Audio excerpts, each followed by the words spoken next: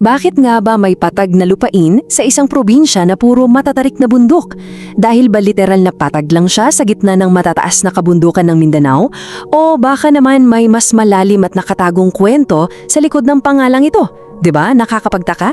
Sa isang rehiyong kilala sa mataas na elevasyon, ang magkaroon ng isang flat na bayan ay parang isang malaking palaisipan. Nakaka-curious tuloy kung isa lang ba itang simpleng paglalarawan o may mas malaking mensahe talaga mula sa nakaraan.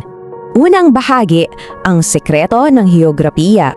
Bago tayo sumisid sa mga sinaunang kwento, tingnan muna natin ang pisikal na aspeto ng lugar at dito natin makikita ang isang napakagandang pahiwatig na nagmumula mismo sa wika.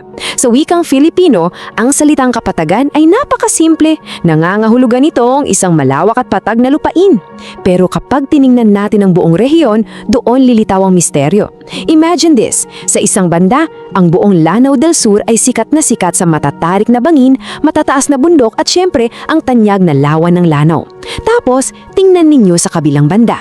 Heto ang kapatagan, isang patag na lupain na punong-puno ng mga palayan at maisan. Ang magkaroon ng isang paraiso ng agrikultura sa gitna ng isang rugged at matarik na probinsya ay isang pambihirang biyaya talaga. Literal na bumubuhay ito sa mga mamamayan doon. Pamalawang bahagi, ang dalawang alamat. Ngayon, ilipat naman natin ang ating investigasyon mula sa pisikal na lupa papunta sa mga kwentong bayan na matiagang ipinasa ng mga katutubong tribong Maranao. Ayon sa mga nakatatanda, isipin niyo raw ito. Noong unang panahon, ang lugar na ito ay isang masukal na kagubatan. May isang matapang na pinuno kasama ang buo niyang tribo, na pagod na sa mahirap na pamumuhay at pagtatanim sa matatarik na gilid ng bundok. Naghanap sila ng mas magandang matitirhan. At nang matagpuan nila ang malawak at hindi kasing tarik na lupaing ito, napasigaw na lang ang pinuno ng kapatagan. Hindi lang ito basta sigaw ng nakakita ng lupa ha, isa itong sigaw ng matinding ginhawa at tuwa. Para sa kanila, ang salitang ito ay nangangahulugang narito ang kapayapaan sa patag na lupa, isang napakagandang sandali ng pag-asa na naging pangalan ng kanilang bagong tahanan. Ngayon, ang talagang nakakawili rito ay ang pangalawang versyon ng ating alamat, nakaugat naman ito mismo sa wika. Pag-usapan natin ang salitang kapantaran. Sa sinaunang wikang Maranao, ang salitang pantaran ay tumutukoy din sa isang patag na lugar o talampas. Kaya ang orihinal na tawag pala talaga sa lugar na ito ng mga naunang katutubo ay kapantaran. Pinapakita nito sa atin na ang pinagmulan ng salita ay nakakabit pa rin talaga sa heograpiya. Ngunit paano nga ba ito naging kapatagan na ginagamit natin ngayon? Tingnan natin kung paano ito unti-unti nabuo. Parang isa itong maliit na kwento ng migrasyon. Nagsimula ito sa orihinal na salitang Maranao na kapantaran. Nang lumaon, dumating at pumasok ang impluwensya ng mga nandayuhang Tagalog at Bisaya sa lugar. Nang maghalo-halo ang kanilang mga kultura at wika, unti-unti ring nag-evolve ang bigkas ng mga tao. Hanggang sa tuluyan na nating nakilala ang modernong versyon nito na kapatagan. Nakakamangha, di ba, na ang pangalan ng isang bayan ay direktang sumasalamin sa pagkakahalo-halo ng mga taong nanirahan dito. Ikatlong bahagi, ang opisyal na kasaysayan. Okay, matapos nating galugarin ng mga makukulay na alamat, pumunta naman tayo sa hard historical facts. Kung titingnan natin ang mga dokumento at matibay na ebidensya, malinaw ang naging evolusyon ng kapatagan bilang isang unit ng pamahalaan. Dati, hindi naman talaga ito hiwalay na bayan. Bahagi lang ito ng mas malaking munisipyo ng Malabang. Pero dahil sobrang bilis lumaki ng populasyon at kailangan ng dedikadong pamahalaan para tutukan ang malaking potensyal nito sa agrikultura, kinailangan na itong ihiwalay. At ang mahalagang araw na iyon ay dumating noong Setyembre 28, 1960. Dito na ito opisyal na naging isang malaya at nagsasariling bayang agrikultural.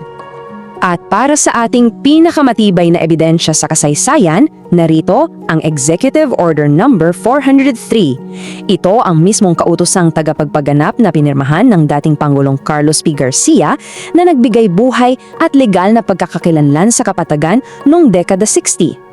Ito na ang ultimate documentary evidence natin, ang huling piraso ng puzzle na nagpapatunayan na ang pag-unlad ng lugar na ito ay hindi lang nananati sa mga alamat kundi formal na kinilala ng pinakamataas na pinuno ng ating bansa. Ikaapat na bahagi, identidad at pag-asa. Kaya ang pinakamahalagang punto rito, ano nga ba talaga ang ibig sabihin ng lahat ng natuklasan natin tungkol sa tunay na identidad ng kapatagan ngayon? Ang totoo niyan, ang bayang ito ay naging isang tunay na melting pot o tagpuan ng iba't ibang kultura noong panahon ng homestead program sa Mindanao.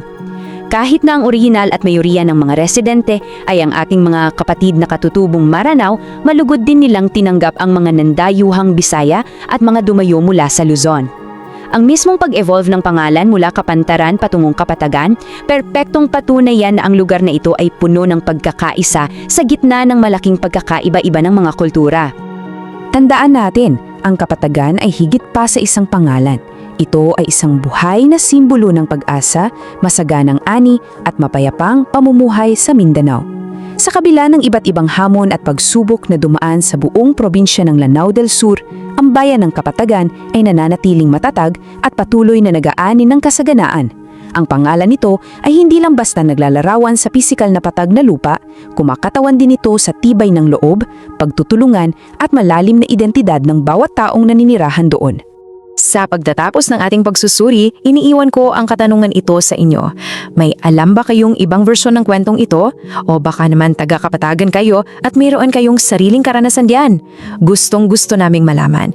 Huwag kayong mag-atubiling i-comment sa ibaba ang inyong mga karanasan, kaalaman o iba pang lokal na kwento. Maraming salamat sa pagsama sa ating paglalakbay ngayon at patuloy tayong matuto at mamangha sa mga nakatagong kwento ng ating kasaysayan. Kung nagustuhan mo ang kwentong ito, huwag kalimutang i-like ang video, mag-subscribe at i-on ang notification bell para sa iba pang alamat at kwentong bayan. I-share mo rin ito para mas marami pang Pilipino ang makaalala ng kagandahan ng ating mga kwento.